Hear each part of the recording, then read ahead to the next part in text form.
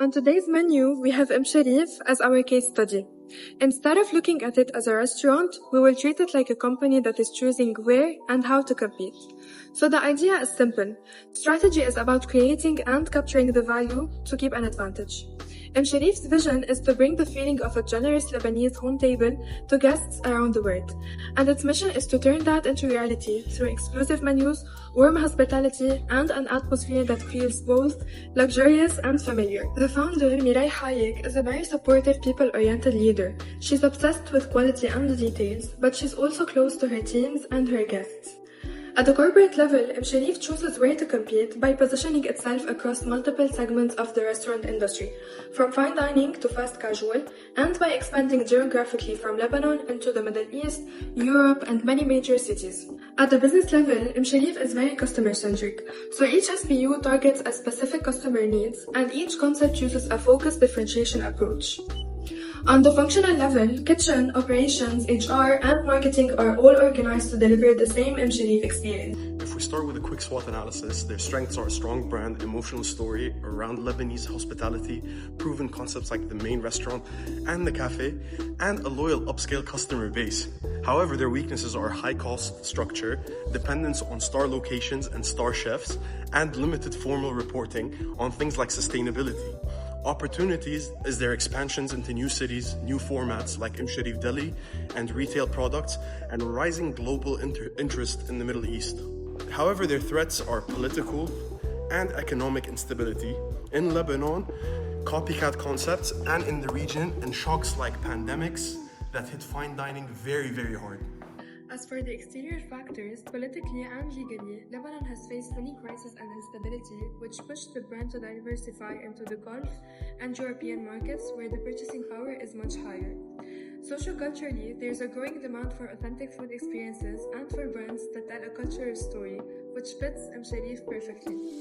Technologically, social media, influencers, and online reviews amplify the brand and keeps all restaurants full without needing for a huge advertisement investment. Environmentally and legally, food safety rules, labor laws, and expectations about sustainability differ by country, and Sharif keeps up with all those while still protecting its premium image. So now to move internally, the VRIA framework helps us decide which resources really create an advantage. The Sharif brand and reputation are valuable, rare, and socially complex, so they're hard to imitate. The same applies to the recipe, the service culture, and the long-term relationships with hotel partners. Through Sharif Holding, the group is actually organized to use these resources across all concepts, so those elements pass the VRIO test and can be seen as a core competency. So from the resource-based view, the explanation for performance is also inside the firm, not only in the external environment. Sharif has a really unique bundle of resources and capabilities, which include her reputation, experience in Lebanese cuisine, very specific hospitality culture, design and music choices in the restaurants, and a system for training staff and rolling out new outlets. It is this bundle that makes it more than just a restaurant, but rather it allows it to charge premium prices and still grow.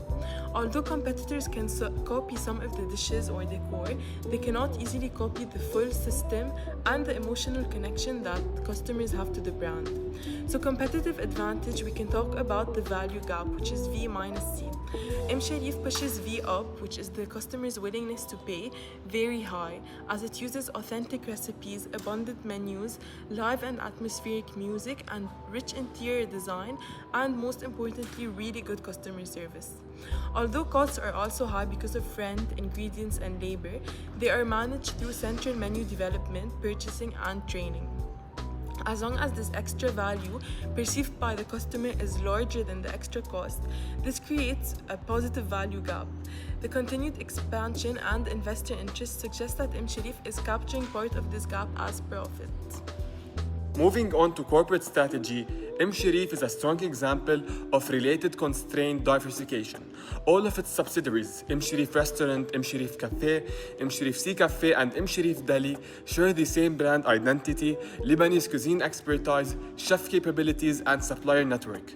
This creates significant economies of scope because all business units reuse the same resources, ingredients, suppliers, and culinary. Moving on to Sharif's expansion, Sharif's international growth is shaped by global strategy tools like the CAGE framework. The GCC is the easiest and most attractive region for expansion because cultural distance is low, as many of the Gulf customers are already familiar with the Lebanese cuisine. The administrative distance is low due to the business-friendly regulations, and so is the geographic distance given the short travel time. Finally, the economic distance is low since the GCC has high purchasing power, maybe even the most purchasing power in the region. That suits Sharif's premium positioning. To enter this market, Sharif mainly relies on franchising and partnerships, which reduce risks while maintaining brand standards. Overall, the company follows a multi-domestic strategy.